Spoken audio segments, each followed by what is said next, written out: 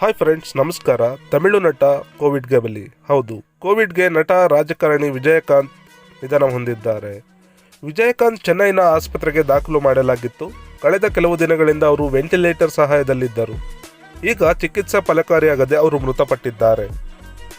ನಟ ಹಾಗೂ DMDK ಮುಖ್ಯಸ್ಥ ವಿಜಯಕಾಂತ್ ಅವರು 71ನೇ ವಯಸ್ಸಿಗೆ ನಿಧನ ಹೊಂದಿದ್ದಾರೆ. ಅವರಿಗೆ ಕೊರೋನಾ ಪಾಸಿಟಿವ್ ಆಗಿತ್ತು. ಅವರನ್ನು ಚೆನ್ನೈ ಆಸ್ಪತ್ರೆಗೆ ದಾಖಲು ಕೂಡ ಮಾಡಲಾಗಿತ್ತು. ಕಳೆದ ಕೆಲವು ದಿನಗಳಿಂದ ಅವರು ವೆಂಟಿಲೇಟರ್ ಸಹಾಯದಲ್ಲಿದ್ದರು. ಈಗ ಚಿಕಿತ್ಸೆ ಫಲಕಾರಿಯಾಗದೆ ಅವರು ಮೃತಪಟ್ಟಿದ್ದಾರೆ.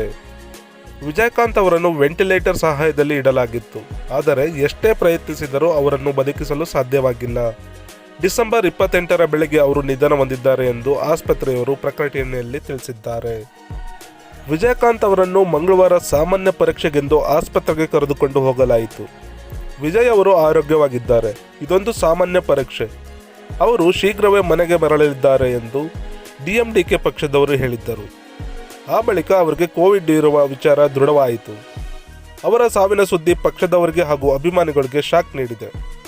ಈ ಮೊದಲು ನವೆಂಬರ್ 21ರಂದು ವಿಜಯಕಾಂತ್ ಆಸ್ಪತ್ರೆಗೆ ದಾಖಲಾಗಿದ್ದರು. ವಿಜಯಕಾಂತ್ ಅವರು 1952ರಲ್ಲಿ ಮದುರೈನಲ್ಲಿ ಜನಿಸಿದರು. ಇವರು 80ರ ದಶಕದಲ್ಲಿ ಸಿನಿಮಾ ರಂಗಕ್ಕೆ ಬಂದವರು. 150ಕ್ಕೂ ಅಧಿಕ ಸಿನಿಮಾಗಳಲ್ಲಿ ಇವರು ನಟಿಸಿದ್ದಾರೆ. 2009ರ ಈಚೆಗೆ ಅವರು ಚಿತ್ರರಂಗದಿಂದ ದೂರ ಆಗಿ ರಾಜಕೀಯದಲ್ಲಿ ತೊಡಗಿಸಿಕೊಂಡಿದ್ದರು. ಪ್ರೇಮಲತಾ ಅವರನ್ನು ವಿಜಯಕಾಂತ್ 1990ರಲ್ಲಿ ಮದುವೆ ಆಗಿದ್ದರು. ಇವರಿಗೆ 2 ಮಕ್ಕಳಿದ್ದಾರೆ. 2005ರಲ್ಲಿ ವಿಜಯಕಾಂತ್ ಅವರನ್ನು DMDKಯನ್ನು ಸ್ಥಾಪಿಸಿದರು. ಚೆನ್ನೈನಲ್ಲಿ ಈ ಪಕ್ಷದ ಮುಖ್ಯ ಕಚೇರಿ ಇದೆ. ಆ ಬಳಿಕ ಅವರು ಸಿನಿಮಾ ಕಡೆ ಹೆಚ್ಚು ಒಲವು ತೋರಿಸಲಿಲ್ಲ. ಇವರು 2 ಬಾರಿ ವಿಧಾನಸಭಾ ಸದಸ್ಯರಾಗಿದ್ದರು. 2011ರಿಂದ 2016ರವರೆಗೆ ತಮಿಳುನಾಡು ವಿಧಾನಸಭೆಯಲ್ಲಿ ಪ್ರತಿಪಕ್ಷದ ನಾಯಕರಾಗಿದ್ದವರು. ಇವರ ಆರೋಗ್ಯ ಇತ್ತೀಚೆಗೆ ಹದಗೆಟ್ಟಿದ್ದರಿಂದ ರಾಜಕೀಯದಲ್ಲೂ ಕೂಡ ಆಕ್ಟಿವ್ ಆಗಿರಲಿಲ್ಲ.